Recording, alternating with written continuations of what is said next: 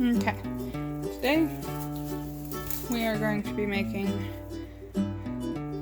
stuffed sweet potatoes. So what I'm going to do first is wash these up and get these into the oven while I cook the rest of this.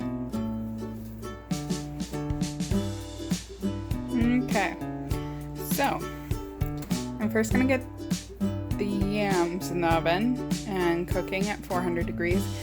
Weird thing is, for yams, are the yams or sweet potatoes or both?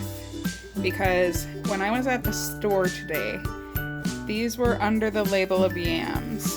And I thought yams and sweet potatoes were the same thing. Well, apparently they aren't, because the sweet potatoes were labeled down the way and were a whole $1 more. So I went with the yams, which I'm used to, and I will link a description or some sort of thing possibly proving me wrong in my YouTube video channel. So if you're wondering if there's a difference, go check out my YouTube video on YouTube rather than on my blog this week and see what I posted in the description, and if you think there's a real difference, because I always was told that yams and sweet potatoes were the same thing.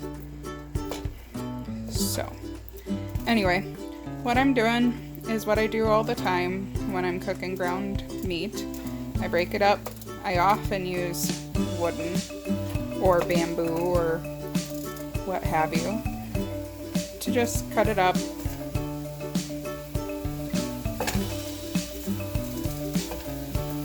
And as you can see, I have some tomatoes chilling over here.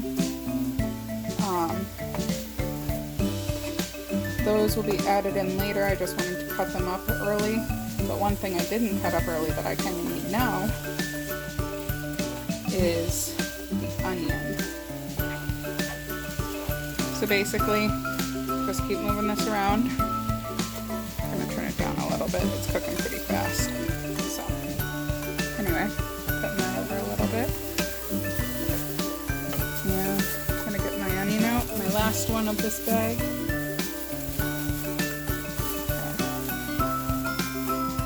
Beautiful onion. Okay, I'm going to do a whole onion in there, and let me speed this up while I mix and chop and everything.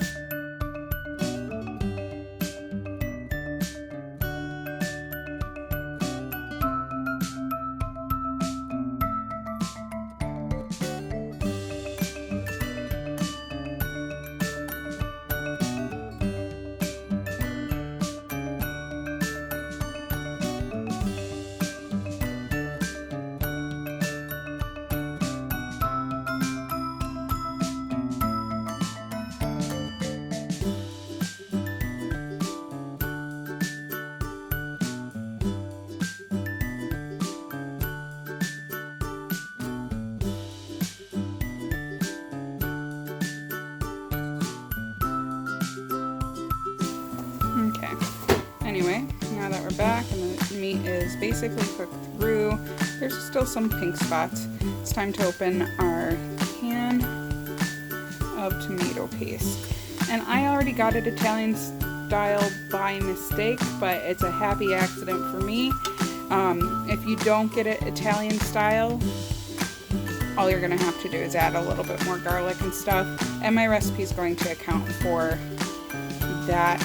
So my recipe is going to have just plain tomato paste, just because plain tomato paste is a great thing to always have in your cupboard, and there are so many recipes you can make with it.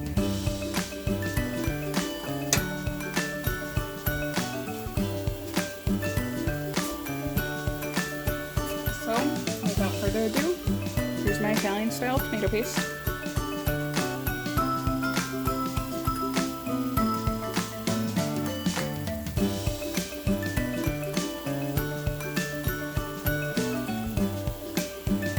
got a new tripod thinger that can clamp clamp onto my upper cupboard so I don't have anything in my way up here anymore when I'm cooking on the stove. It's actually really nice that I can kind of swing my arms around as much as I want to. So there we go, Italian style tomato paste.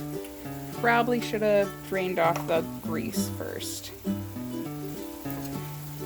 So I'm gonna move that over here and I will be right back. So there, I drained off the grease. Running hot water right now in order to kind of get it down my sink. I know you're not supposed to pour it down the sink, but if you run hot water, it's something my mom always taught me, that it's okay. Let me know what you think. I know plenty of people will drain it into jars or something and keep it along to the side. So at this point, because it is so thick, I am also going to add my tomatoes, my schmaters. There we go.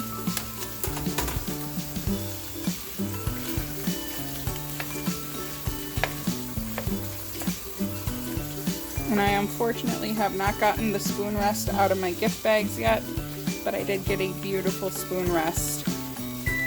I think it was last weekend, sometime recently, if it was not last weekend, but the weekend before, that I got a beautiful spoon rest from my soon-to-be kind of cousin-in-law, Carrie. I can't wait till you guys see it. And there are so many other things that I'm just kind of waiting until we move to kind of show you. So.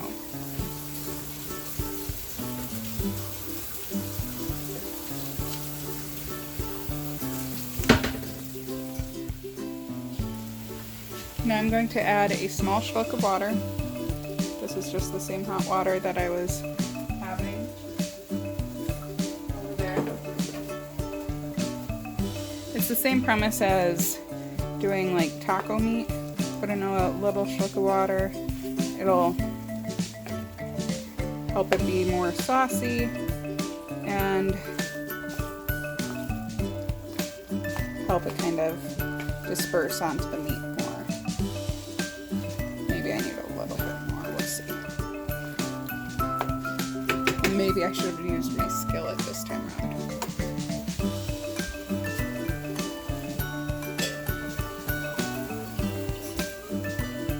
Use a little bit more.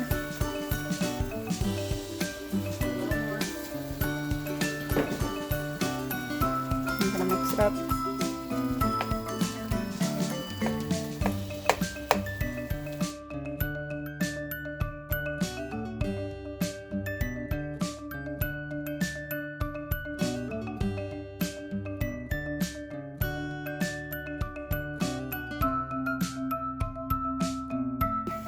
I'm gonna add some garlic salt, just because I like garlic.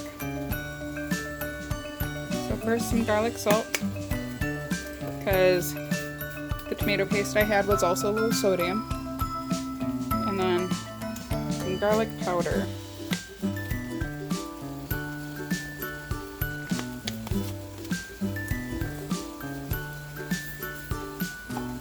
And since we have onions in there, I don't need onion powder this time. But I'm gonna mix that in. And then next I'm gonna add some oregano.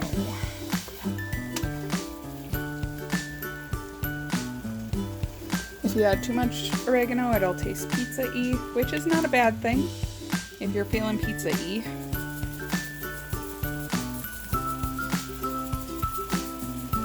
But I like to coat the top and then mix it in. And then what I'm gonna do now is I'm gonna leave it on low to simmer till the potatoes are done.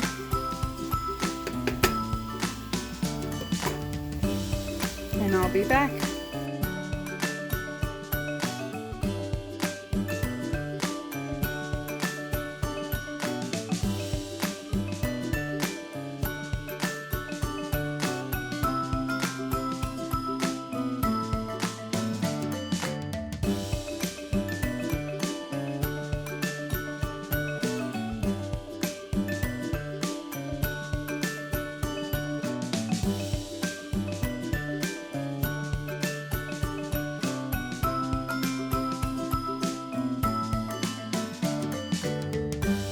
I'll have some left over, put over something else. Even if I wanted to do like a cooked asparagus and just top it with it, it's gonna be good. So.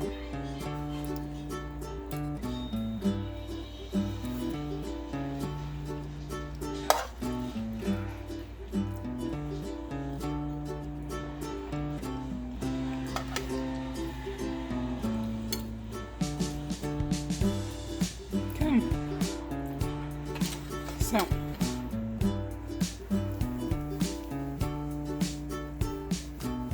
This is how they look going in.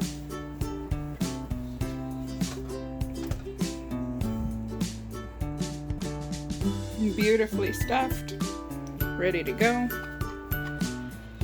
then we're gonna put them in for about another 20 minutes at 400 degrees.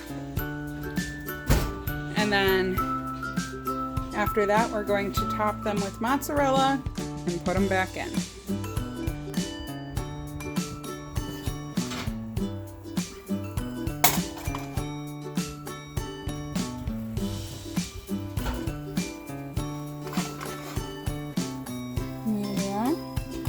Beautiful. I personally like it a little crispy. But the potatoes are going to be cooked all the way through. And then I have some thin shredded mozzarella.